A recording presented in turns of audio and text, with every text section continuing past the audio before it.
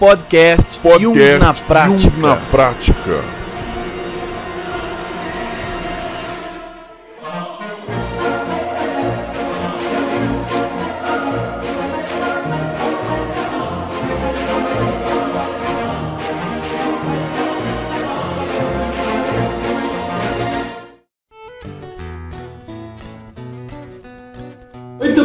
Muito bem, pessoal. Eu sou o Lino Bertrand e hoje eu estou aqui para falar de um assunto muito interessante e eu não consigo enxergar ele mesmo. O que? Os arquétipos? É. Eu tô pulando de galho em galho, macaco pulando de arquétipo em arquétipo. Como assim? Tô vivendo assim. Verdade? Tô. Como é? Você vai ter que me explicar isso aí. E tenho dúvida. Nossa, então. Agora eu tô perdido, né? Muito bem, pessoal. Então, a gente começa mais um podcast Jung na Prática e a gente vai continuar um assunto que surgiu por conta do podcast Coringa. Tem um podcast que é o podcast Coringa, que não foi semana passada, não será semana que vem, talvez nunca seja, mas é um arquétipo, eu ia falar um arquétipo, Um podcast.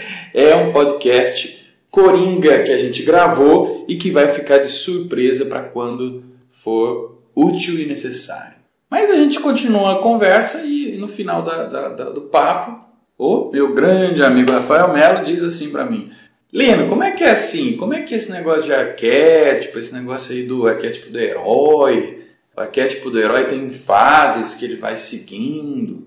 E os outros arquétipos, como é que é? Então a gente vai hoje aqui explorar um pouquinho desse papo, né, desse assunto gostoso que é arquétipos. E é um assunto que muita gente não conhece e a gente vai tentar deixar isso de uma forma bem simples, prática, útil e engraçada, quem sabe. Deixa eu começar com uma pergunta bem simples, básica e útil. Meu Deus do céu. O nome arquétipo é um conceito, esse termo, né, é do Jung. Ele que trouxe essa organização, teoria e alguma coisa desse sentido. Então, o termo em latim, né? O termo é arche, que significa antigo, tipo, né? Que significa tipo. Tipicamente. Típico, né? Típico. Tipicamente antigo. Então, é uma palavra que já existia, ele se apropriou para poder, assim como outras palavras que ele usou também, como ânima, ânimos, como enantiodromia, por exemplo, como outras palavras que ele foi se apropriando para poder usar no processo teórico dele. Não, eu perguntei isso porque eu tenho o conceito de arquétipo e eu acredito que eu tenho esse conceito do Jung. Né, alguém me contou o conceito e esse conceito é do Jung. Que o arquétipo seria vivências que as pessoas passam, dos acontecimentos, e essas vivências acabam constituindo uma energia, um nódulo energético, e aí isso fica disponível. Mas não é tão simples assim, né? Vivências. Como que é isso? Essa questão das vivências, né? Tem um passo a passo, assim? Porque é engraçado, porque o pessoal, né, a gente tem que tomar um cuidado para não ser reducionista. O que é reducionismo? É você, para tentar entender, reduzir o conceito a algo que não diz, é como o símbolo. O símbolo é um tema que pode ser um podcast também, o símbolo, seria bem interessante.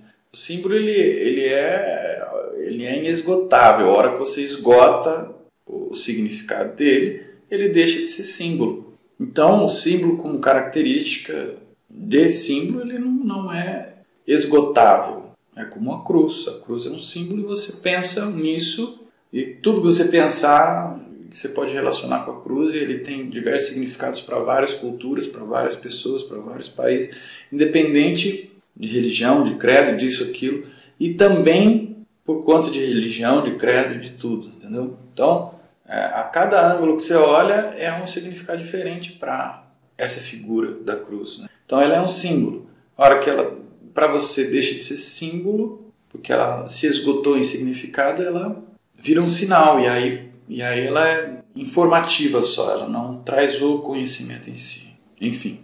E o arquétipo é a mesma coisa. Então, você perguntou de uma definição, é difícil a gente encerrar o assunto numa definição, entendeu? Todos que conhecem a própria teoria do Jung vão dizer, ou de outros teóricos também, se eu disser uma definição aqui e acabou, vão me questionar porque você não pode encerrar isso num contexto só, numa definição só. Senão ela perde sentido, ela perde significado. Só que para a gente poder entender, tem que ter uma base para começar. A gente precisa separar, precisa ter uma base. A gente precisa separar, e a separação é um processo aqui. Você separa, depois dilui, destila, essas coisas todas. Então, a separação é importante, por isso que, inclusive, né, o nosso mundo hoje é cheio de profissões e situações e objetos e coisas que são separadas. Existe especialidade para tudo. Você vai se especializando numa coisinha, tudo separadinho. O fulano não sabe como é que produz a roda, mas ele sabe apertar o parafuso. Então ele entra lá na indústria lá e aperta o parafuso. Ele fica especializado naquilo lá. Então, e isso também funciona para que a gente possa ir entendendo as coisas. Então, assim, eu vou falar um pouquinho responder essa pergunta sua, mas fica aí uma prerrogativa de que não estou encerrando o assunto. E nem quer dizer que eu estou 100% certo, porque a gente pode estar errado, vocês podem mandar e-mail para a gente, por favor, corrigindo se for o caso. E a gente vai ler os e-mails aqui ao vivo assim que já tiver. O e-mail é podcast@jungnapratica.com.br ou .com. Agora não sei, deve estar aí no post aí em algum lugar. Eu não sei se o pessoal tem as mesmas, quer saber, tem as mesmas dúvidas aí que eu tenho com relação aos arquétipos. Eu estava assistindo aí o filme do Senhor dos Anéis, um clássico, antigo, não sei se o pessoal gosta, eu gosto bastante. E aí estava observando, tem muito pessoal cavalgando, né? É medieval o tema, né? De guerras, né? E comentei com a minha esposa, falei, puxa, como é? Eu queria ver se minha fala está correta. Né? Como é forte o arquétipo, né? O homem em cima do cavalo, né? Quanto que ele já não fez disso, né? Conquistando, desbravando coisas, né? Porque hoje a gente tem carro e tal, né? Tem outras formas de se locomover, mas por um bom período aí era o homem montado no cavalo. Né? Isso tem alguma coisa aí que a gente possa relacionar com os arquétipos? É um tipo de vivência, assim?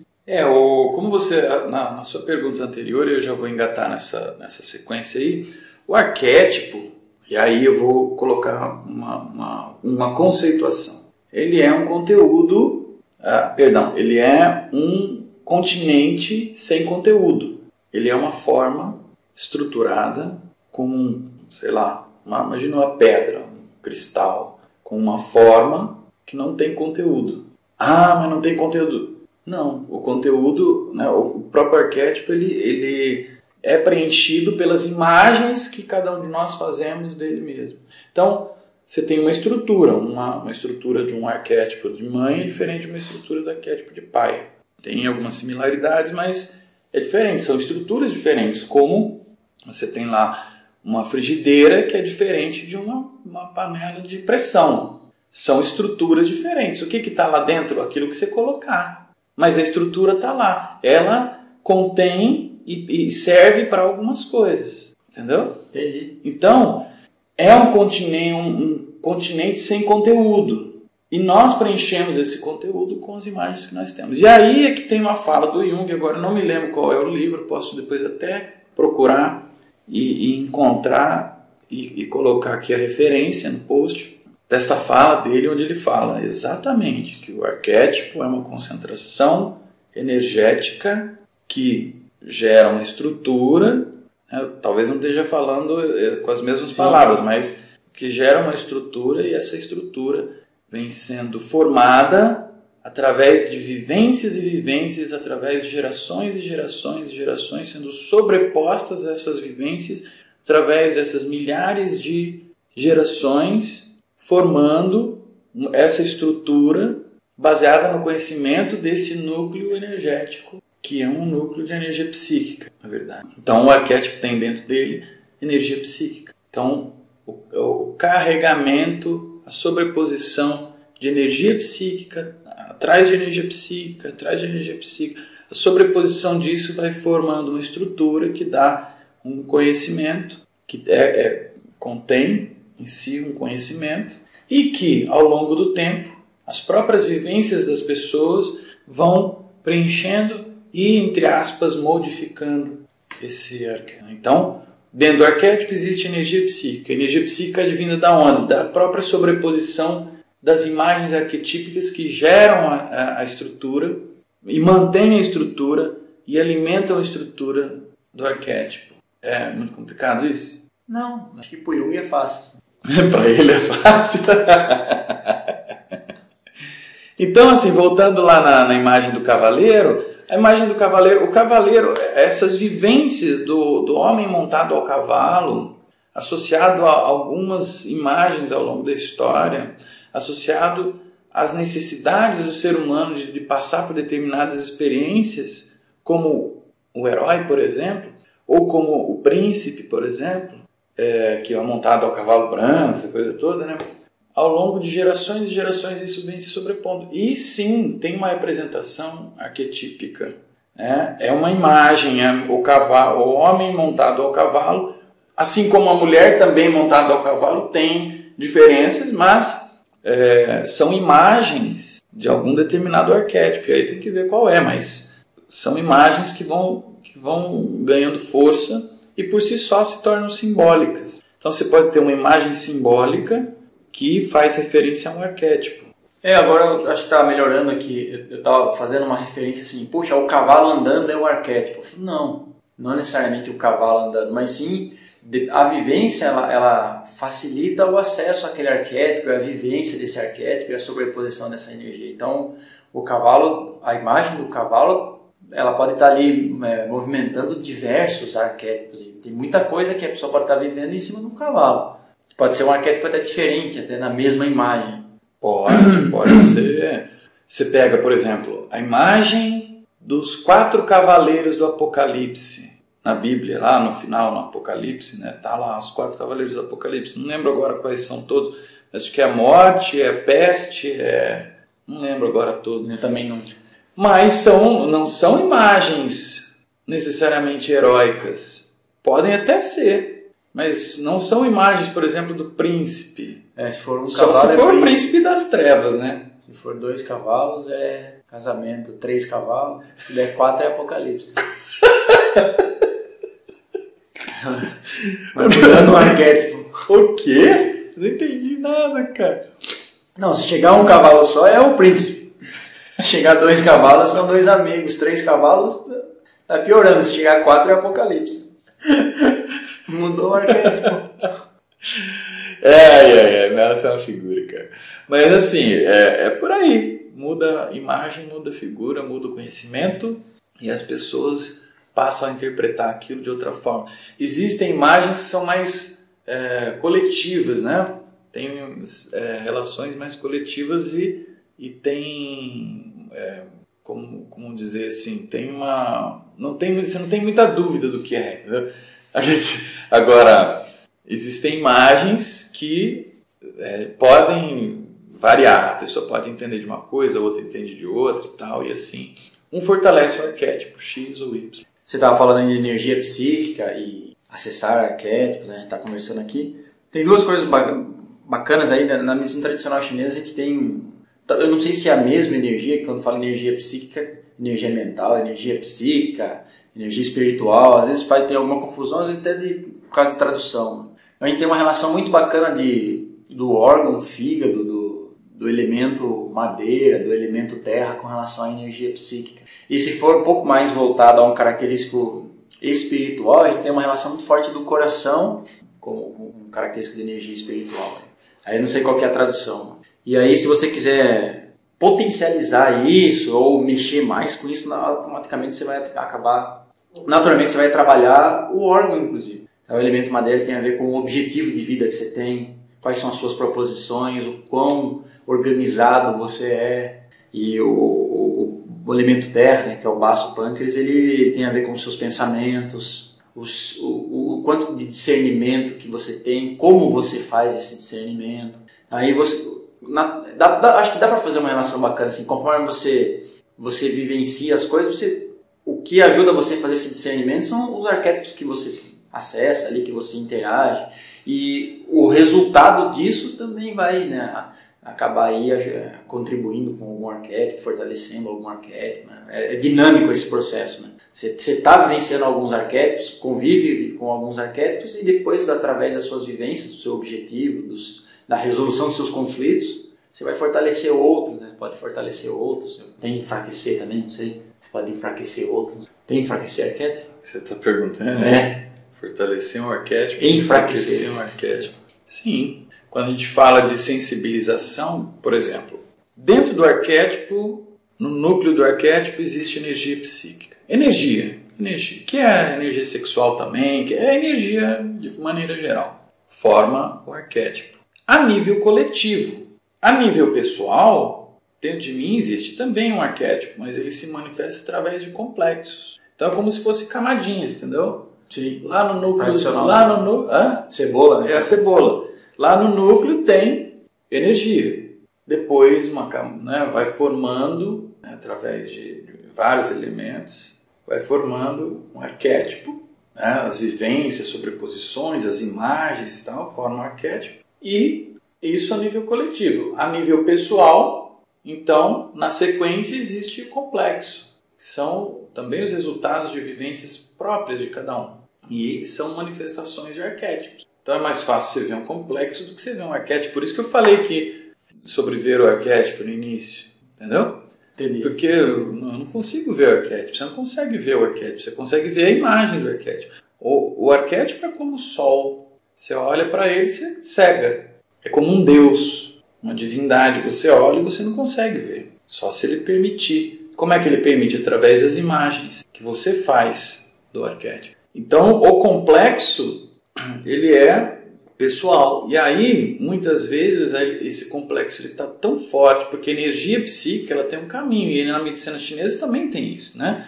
A energia ela tem um caminho e ela vai fluindo, né, através não só de nós, como a vida inteira, né, das coisas, das pessoas, do planeta, disso. Tem o seu próprio caminho, como um rio, e a gente também. E quando essa energia ela fica represada em alguns pontos, que a gente chama de complexos que ficam monotemáticos, ou seja, você fica repetindo aquele negócio lá e você não consegue sair daquilo. Você não consegue parar de pensar numa coisa, ou você não consegue parar de agir de uma determinada forma, e isso pode ficar num ponto de que a energia está tão concentrada em um complexo só, ou em algum grupo de complexos, que você não consegue viver de forma fluida e equilibrada a sua vida. Aí, o que a gente faz, principalmente em arte terapia, quando não se pode falar, quando não se consegue falar, né, porque tem um processo terapêutico, né, através da fala, você vai desensibilizando aquilo, tirando a energia daquele complexo, daquele arquétipo, daquela energia que está ali, né, rodando no mesmo ponto. Mas em arte terapia, você não precisa falar, você pode simplesmente produzir algo e, pela expressão criativa, isso ter vazão, dar vazão para essa energia.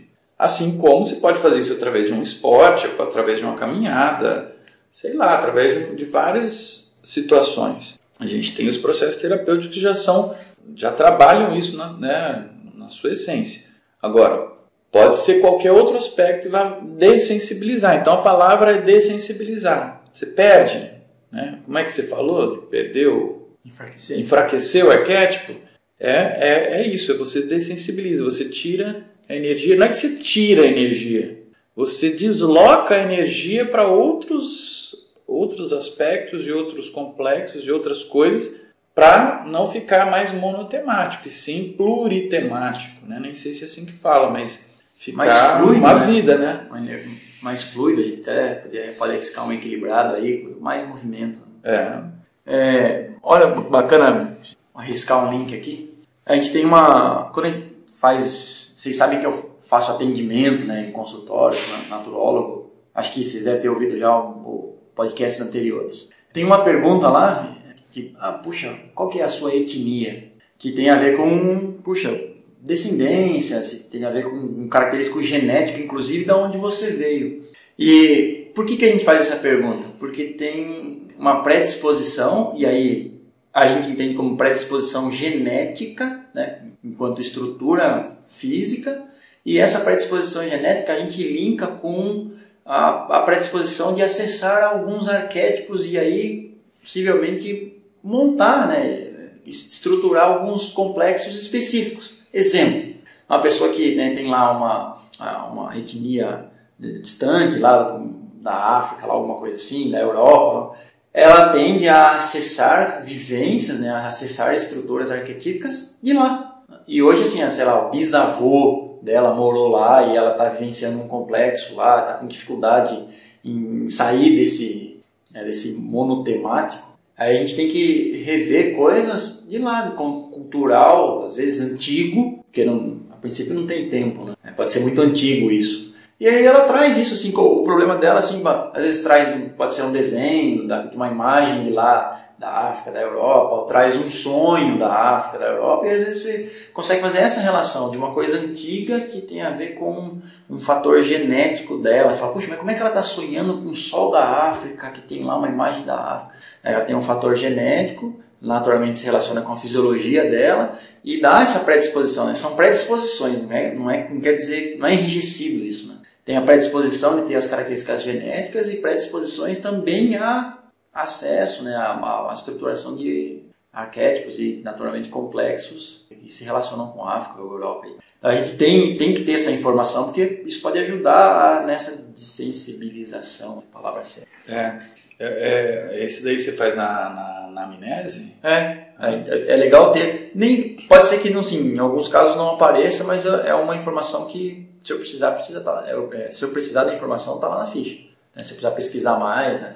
Aliás, hoje dá para você ver exatamente a quantidade de qual etnia você tem, né? E aí a gente tem milhares de etnias. Eu já vi alguma coisa de etnias. Poster, alguma coisa assim, acho que a Bianca postou para mim lá, olha, eu tenho lá, não lembro qual que era dela lá, eu tenho tanto e tal, daí dá uma porcentagem.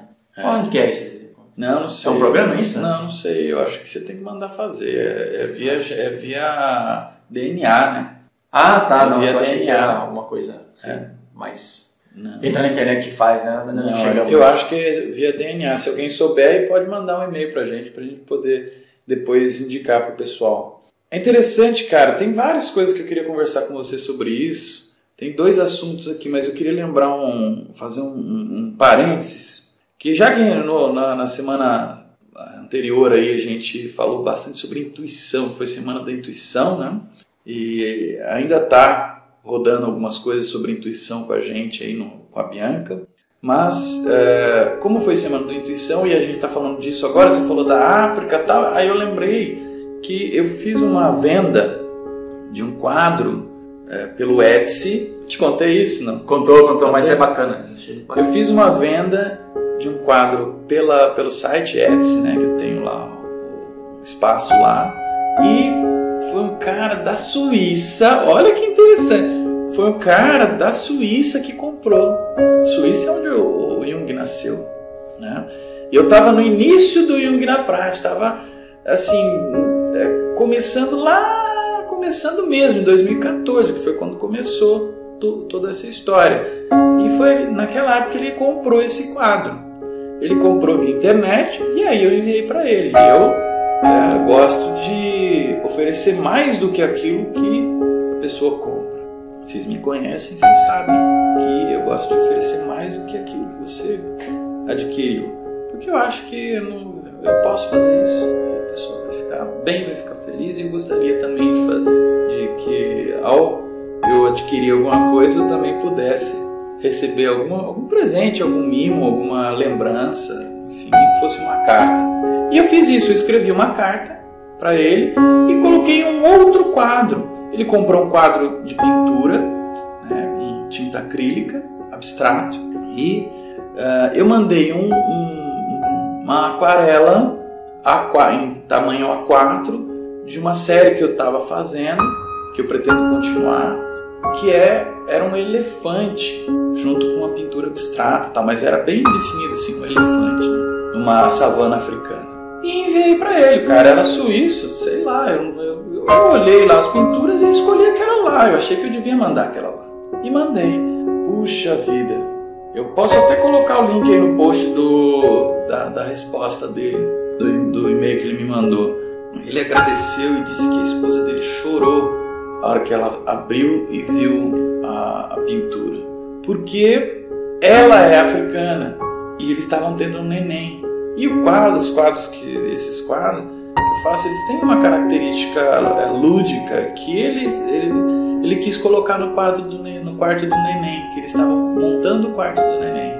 Então, trazendo uma raiz africana, que é o que ela vivia e tinha saudade de lá da África, de coisas, né, que culturalmente muda a hora que você vai para o país. Então, assim, para comentar um pouco dessa questão da intuição, de você seguir aquilo que por vezes não faz sentido nenhum.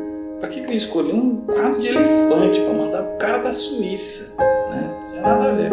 Mas eu segui e foi muito interessante. Aí tem desses aspectos, né? Aquilo ali aquele quadro entrou em contato com uma memória ancestral da moça e ativou emocionalmente algum complexo que ela tinha, né? Então é bacana assim, né? São histórias que a gente vai vivendo. Por vezes a gente até esquece, né?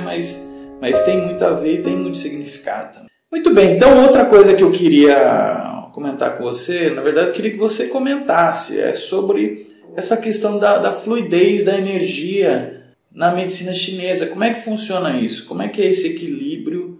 Como é que deve ser esse equilíbrio da energia dentro do corpo, na visão da medicina chinesa? Como deve ser? Como é que funciona isso? Boa pergunta. Uma resposta boa. Dá para comentar isso de duas formas, assim, né? A gente entende que a energia... Eu gosto muito da imagem da árvore para trazer isso. E aí você me lembrou uma coisa também, tem até um desenho que, dentro do consultório que me lembra, para que eu possa lembrar disso em todos os atendimentos. Mas a gente tem uma energia que é mais yang, né? Que é o céu, é mais sutil, mais leve, mais rarefeito, né? E a gente tem uma energia yin que é mais densa, mais escura, mais baixa. E essa relação, nos extremos, ela é o céu e a terra. Então eu estou falando da árvore porque a árvore faz esse link, né? Ela tem a copa, né, que está para o céu, tem toda uma transformação que a copa faz, energética, e as raízes que estão embaixo, lá que estão na terra, e ela também faz uma transformação específica. Então, como deve ser essa fluidez? Então, eu faço uma relação até que acredito que esteja até relacionado com o Yin. O característico Yin, a característica que está lá embaixo na Terra, então a gente tem a raiz e tem a água, que é fundamental dentro da fisiologia da árvore. Então, ela vai fazer uma absorção da água mais os nutrientes. Tá? Então, na fisiologia a gente entende como uma seiva bruta, fisiologia vegetal. E essa seiva bruta, ela precisa subir até as folhas para acontecer um novo processo. Só que para subir, as coisas não favorecem, porque a gravidade está contra, né? Então ela precisa fazer força para subir. Essa força se chama turgor. Então o caule ele tem um característico de empurrar. Ele empurra mesmo a seiva bruta, que foi que se pegou lá embaixo da terra, até chegar nas folhas. Quando chega nas folhas, ali na folha acontece uma coisa, né? Lógico que acontece em outras estruturas também próximas às folhas, mas acontece a fotossíntese, que é o contato lá, né? De forma bem simples, a seiva bruta em contato com o sol, acontece o processo de fotossíntese e a seiva bruta passa a ser seiva elaborada. E a seiva elaborada nutre a folha, o caule e a própria raiz, e tudo se desenvolve. O que significa? Por que eu estou dando essa imagem? Porque exatamente assim deve ser, de forma mais ampla, a energia pro ser humano, né? O fluxo energético dele. Ele tem lá os elementos, né? Tem a raiz também, e o elemento água, ele vai buscar conhecimentos que são brutos dentro de si, vai entrar num processo de turgor, de força, ele vai ter que fazer esse conhecimento subir até o que ele tem de mais leve, trazer para a luz.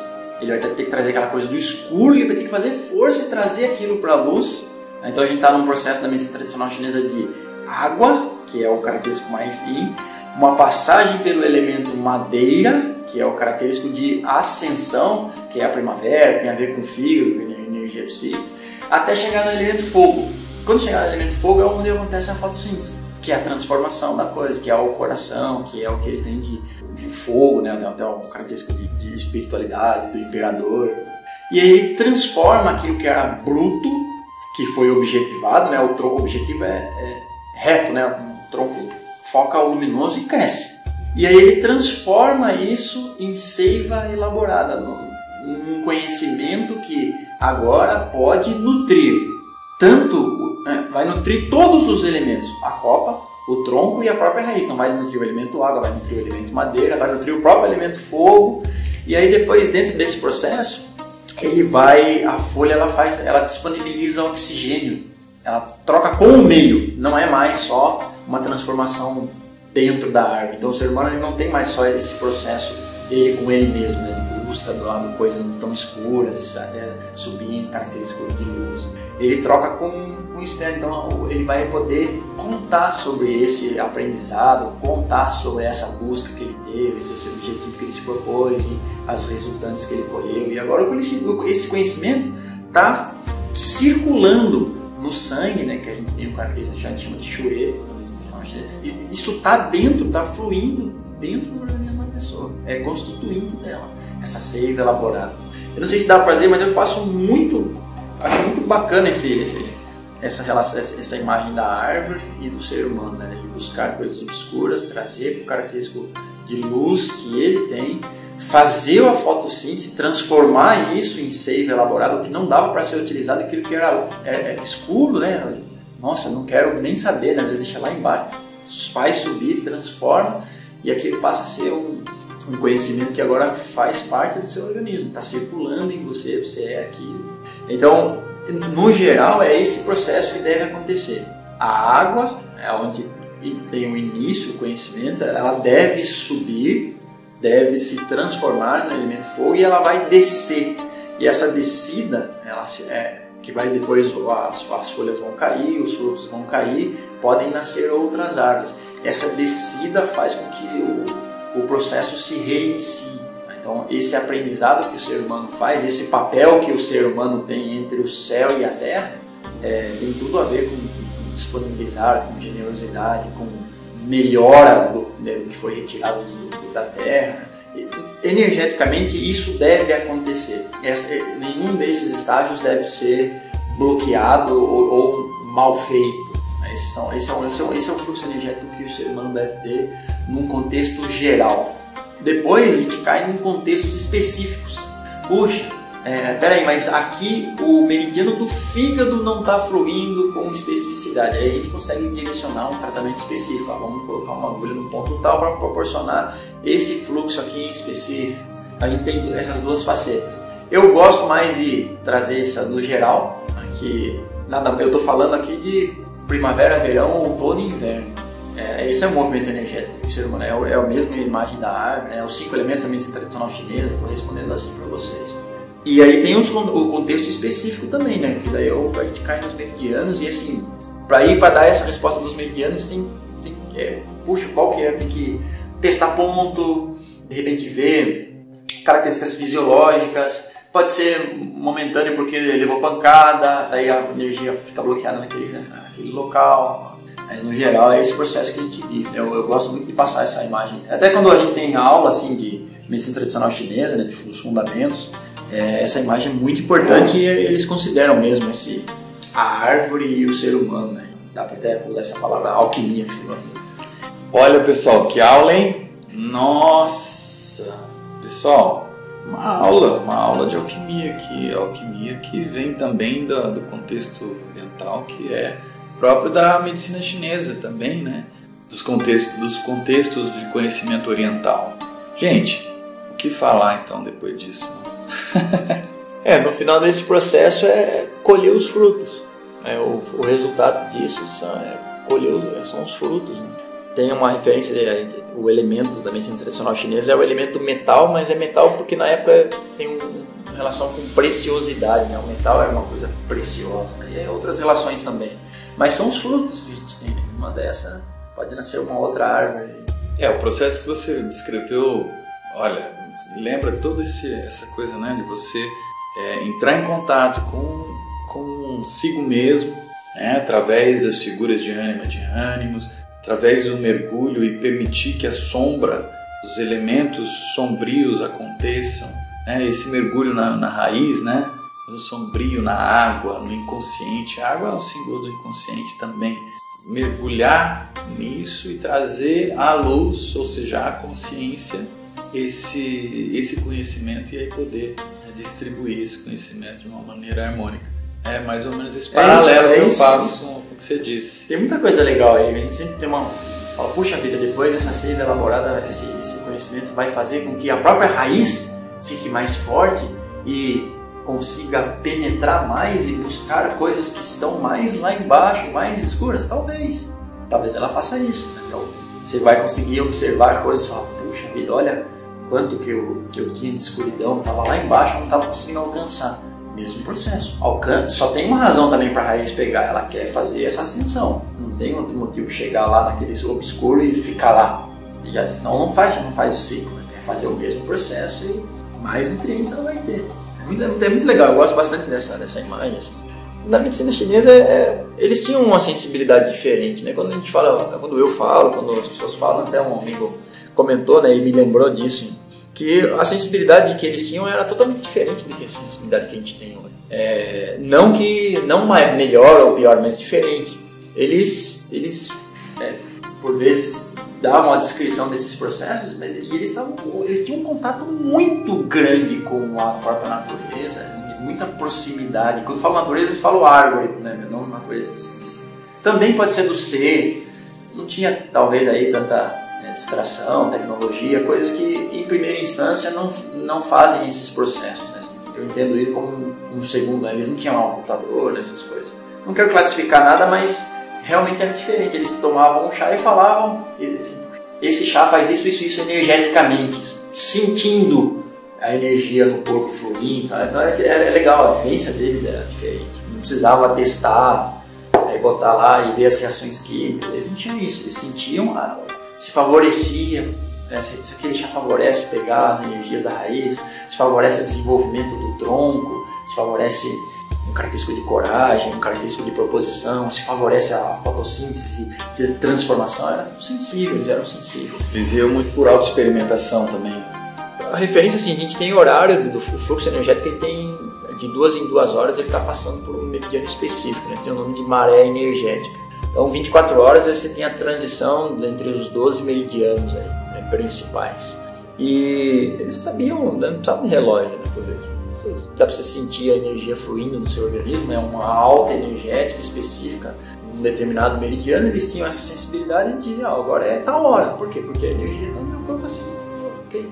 Então, eu fiz essa pergunta da autoexperimentação porque na época do Jung, até tempos atrás, a autoexperimentação era como um processo científico, era usada como um processo científico. Hoje, você usar a autoexperimentação e fazer a descrição, né, daquilo que você viveu, não necessariamente pode ser usada como um processo científico, porque, né, você teria que ter um monte de outras vivências parecidas para ir catalogando, né?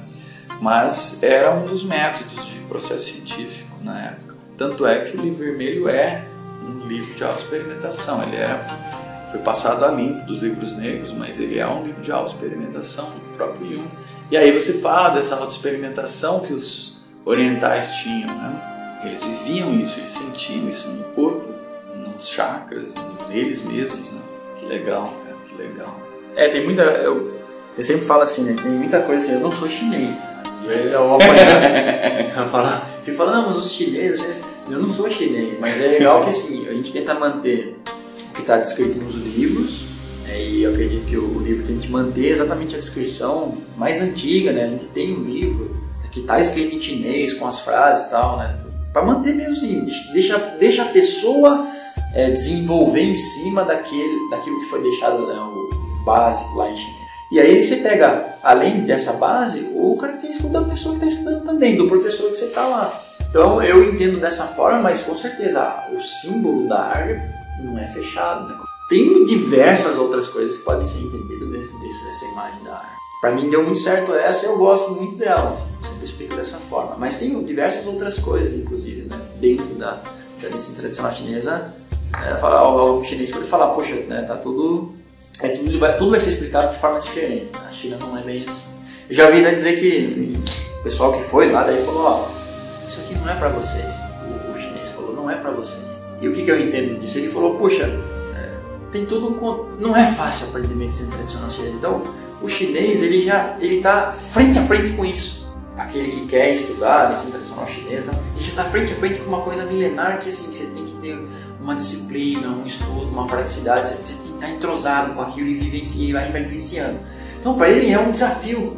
Para a gente que vem de fora e não tem aquela genética, às vezes a etnia e fácil acesso a essas coisas orientais, acho que ele quis dizer assim, não vai comprar essa briga a vocês, é difícil. Mas a gente pode, né? Hoje está tudo aí muito fácil, a gente tem acesso a essas coisas, né?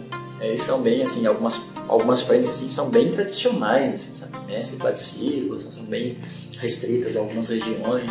Hoje está bem menor, tem bem menos disso, mas está bem mais difundido. Mas tem algumas coisas nesse sentido, alguns aprendizados que você não acha em livros, aí você tem que ir lá praticar, treinar. E tem coisas que não dá para dizer mesmo, você tem que só experimentar, né? Desse característico científico, você só vai aprender se você fizer lá, se você vivenciar, e você vai conseguir ensinar alguém, fazendo com que a pessoa passe por esse processo e aprenda por si. Pegue, né, busque lá na raiz o seu conhecimento, o bruto, e faça esse processo. Você vai só ajudando ela a fazer esse processo, não tem como dizer isso para ela. Tem muita coisa bacana aí nisso. Aí, pra gente não escapar muito das vivências, dos arquétipos aí, eu queria botar uma pulga e voltar quando a gente conversou isso no podcast passado, né, dos arquétipos, eu perguntei para você com relação a mito. É o podcast surpresa. É o podcast surpresa. Na verdade, é o podcast oculto. É o podcast oculto. Ele vai surgir a hora que menos esperar. Só não vai demorar muito, senão estraga. Não vai. É que arquétipo, você falou que tem um característico relacionado a mito. Daí mito, vai falar, pô, mito é só antigo, né? Mas você não ouve o mito atual. O mito o mito do herói, o mito do... Tem vários mitos antigos aí, dos deuses, né? Então, os mitos, mas um mito atual. Será que hoje a gente... Tá claro que a gente tá vencendo os arquétipos, isso continua, mas mito, a gente não tem mito atual, né? Então, tem várias linhas de pensamento em relação a isso. O mito ele é a imagem do arquétipo, segundo o próprio, né? O que tem de mais puro. Quais são os caminhos mais puros para você acessar os conhecimentos do inconsciente coletivo? Ou seja, os arquétipos. Em primeira instância, através dos sonhos. Conhecimento direto, sem filtro. O único filtro é você mesmo. Segundo lugar, os contos de fadas são mais próximos ainda dos arquétipos. Porque eles não têm localidade, eles não têm tempo, não tem espaço, num lugar bem distante, onde o vento faz a curva, sabe? Você falou em contos de fadas, depois acho que entra aí um pouco de histórias infantis, aí alguma coisa nesse sentido. Depois eu quero comentar alguma coisa aí. Os contos eles foram muito associados a histórias infantis, né? Mas o conto não é só para infantil, não é só para criança, não. E aí, numa sequência, aí tem as fábulas, tem outras coisas, e tem os mitos. E os mitos são imagens dos arquétipos. Você tem o Zeus, você tem a Deméter, você tem Perséfone, você tem o Hades, você tem vários outros. E você tem outros mitos, que esse é da mitologia grega, aí tem a referência romana, aí tem outros mitos da mitologia nórdica, tem mitologia de todo tipo de povo, e eles se correspondem, têm os seus correspondentes, são basicamente os mesmos, muito parecidos, né? Tanto em poder quanto em personalidade, né? Tem aquele que é o raivoso, bravo, que quer dominar tudo, tem aquele que é o todo-poderoso, tem aquele que é a esposa do Todo-Poderoso, a Hera. E aí vai, cada um tem uma característica. Agora o mito é este conhecimento. É um conhecimento. O mito é um conhecimento. O estudo dos mitos é mitologia.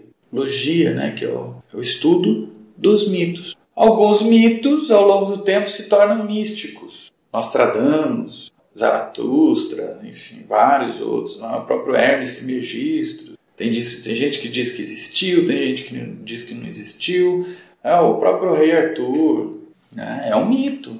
Então, todos eles encerram arquétipos, todos eles contêm arquétipos. E aí, o que são esses arquétipos? São conhecimentos. Então, existe uma base de conhecimentos mais fortes. Existem os principais arquétipos dentro da formação da personalidade. Existem inúmeros outros arquétipos. E aí existe depois a psicologia simbólica, que vai falar, ou a psicologia arquetípica, que vai falar um pouco mais sobre isso. Mas o fato é que os mitos, eles são representações, a gente pode entender assim, né? Sim. São representações arquetípicas, são representações dos arquétipos. Então você pode estar muito Atlas. Você lembra do Atlas, não? Atlas é aquele que segura o mundo nas costas?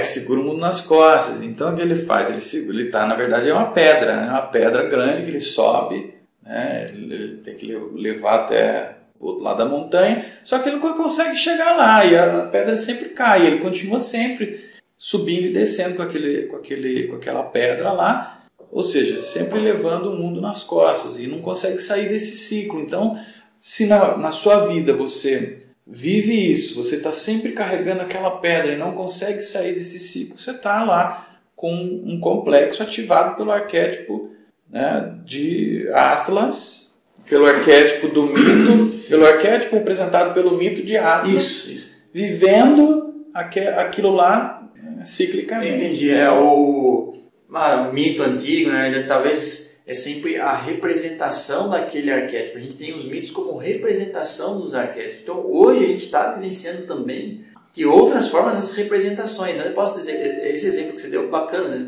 Aí, a gente dá o nome de Atlas, mas é a imagem que está lá para vincular, para trazer esse arquétipo, né? Ele está vivenciando. E pode ser qualquer outro. Você falou do Apolo, você falou do Apolo sem polo. Tá discutindo aí. Podcast oculto. Mas é legal, Melo, é o seguinte, cara, que hoje em dia a gente vem revivendo situações, muitos filmes trazendo elementos tanto de contos de fadas quanto de mitos, através de imagens. E aí você fala assim, então tem mito novo. Se você pensar, o arquétipo é aquilo que forma a estrutura base do ser humano. Então como é que aquilo que é base pode ser novo? Pode nascer agora. Nova representação, talvez. Nova representação. Novo sentimento carregado de energia que, através da imagem arquetípica, entra dentro do continente do arquétipo e vai renovando o arquétipo. Entendeu? Vai renovando o conhecimento. Por isso que o conhecimento evolui. Por isso que tudo evolui. Porque você vai renovando.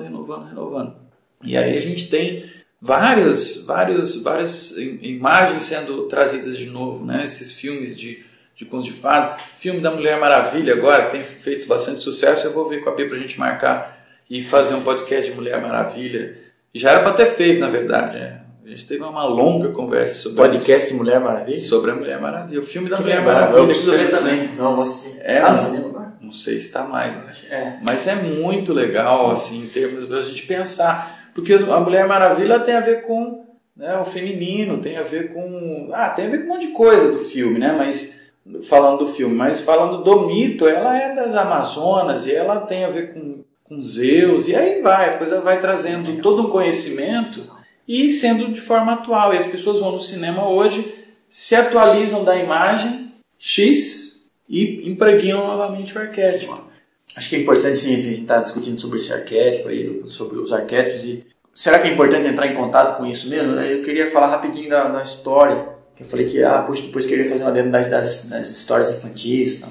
Tem uma referência que tem um autor bacana aí de iridologia. Ele trabalha, uma das coisas que ele trabalha, eu acho que já falei isso, mas eu sou tão fã, vou falar de novo.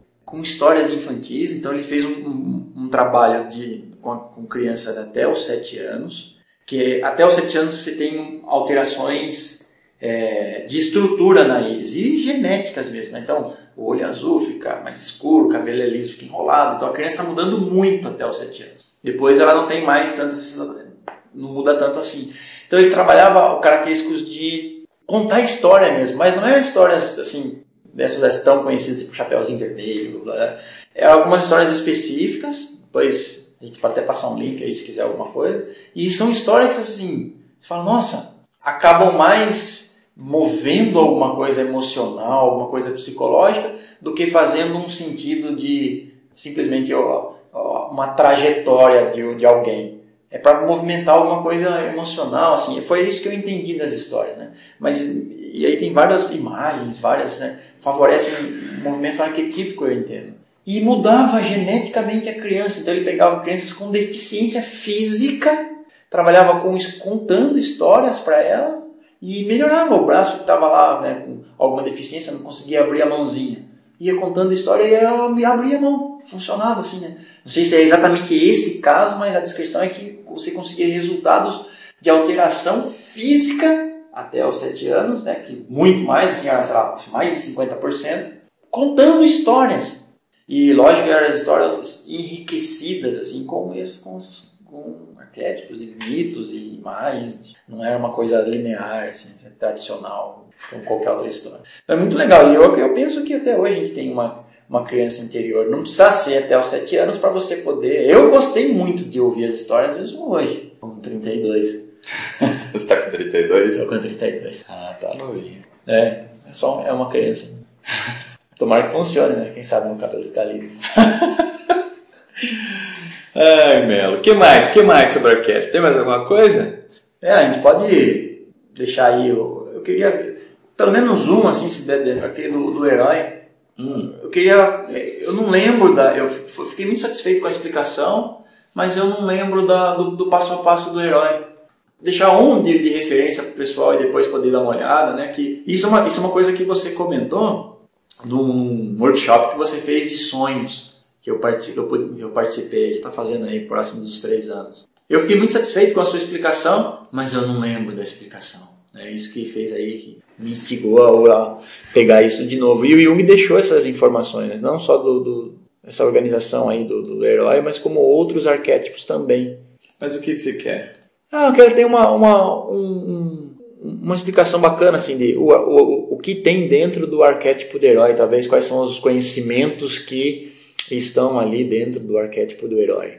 Aí pode deixar isso aí pro pessoal, como uma referência bibliográfica aí pro pessoal dar uma lida na referência que você pegou lá do workshop, né? Eu lembro que estava lá nos seus slides. Mas tem uma sugestão, deixar aí pro pessoal acessar depois. Bom, então beleza, eu vou falar rapidinho aqui, depois eu ponho uma imagem, que é uma imagem comum que tem na internet, né? Para você poder ter uma noção do ciclo do herói.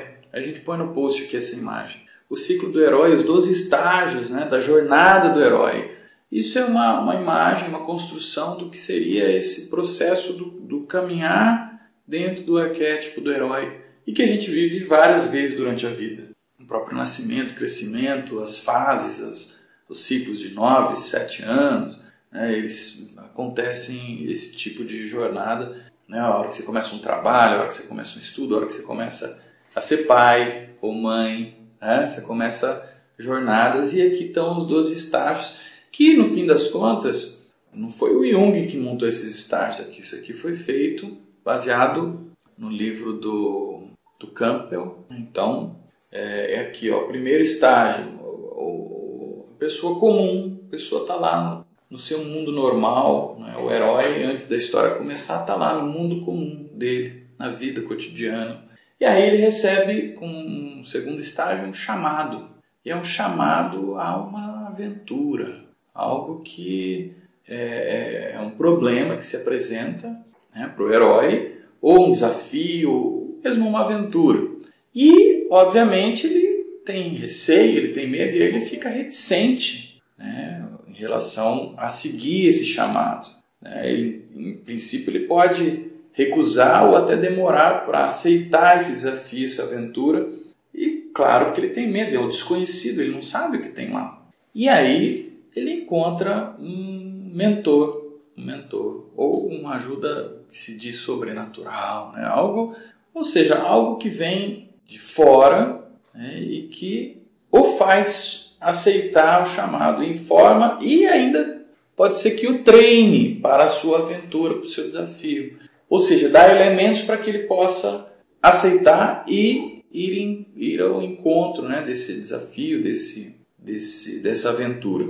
E aí tem o cruzamento do portal, do primeiro portal, que seria o quinto estágio. Cruzamento do primeiro portal, onde o herói ele abandona o mundo comum para entrar no mundo especial, no mundo mágico, ou no mundo das profundezas, no mundo do inconsciente, ou, né, depende da situação, mas é o cruzamento do primeiro portal. Já numa sexta etapa, ele vai enfrentar provações. E aí é onde ele vai encontrar aliados e também inimigos. Então o herói ele vai enfrentar testes, ele encontra aliados, enfrenta inimigos e aí ele vai aprendendo as regras desse mundo diferente, desse mundo especial que não é o mundo comum que ele conhecia antes. É um mundo desconhecido. Aí são o sétimo estágio de aproximação, que é onde ele vai começar a ter êxito nas provações dele. No oitavo estágio acontece uma crise, e a crise da aventura, uma crise de vida ou de morte, não importa, mas é uma situação traumática, uma situação de crise, onde ele tem que enfrentar essa crise. Ele tem que enfrentar a morte, ele tem que enfrentar o dragão. É o ponto culminante, é o ponto onde ele tem que tirar todas as forças de dentro dele, ou encontrar todas as forças de dentro dele para enfrentar esse grande desafio culminante, esse grande desafio, essa grande crise.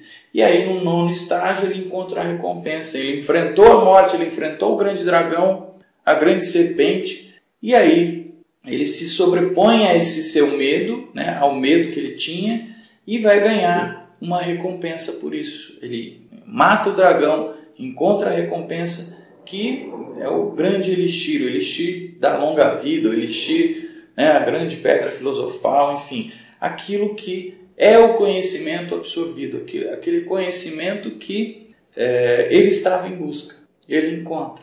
E aí, num décimo estágio, ele segue no caminho de volta para o mundo comum. Então, o herói ele tem que voltar para o mundo comum, ele não pode ficar lá. Se ele ficar lá, ele morre, ele não mantém a existência, ele não usa aquilo que ele conseguiu de conhecimento, aquilo que ele conseguiu o elixir, aquela recompensa que ele conseguiu. O 11º estágio, é a ressurreição do herói. Outro teste, porque ele enfrenta a morte e deve voltar dessa morte, que pode ser uma morte simbólica, né? Algumas vezes até uma morte real, né?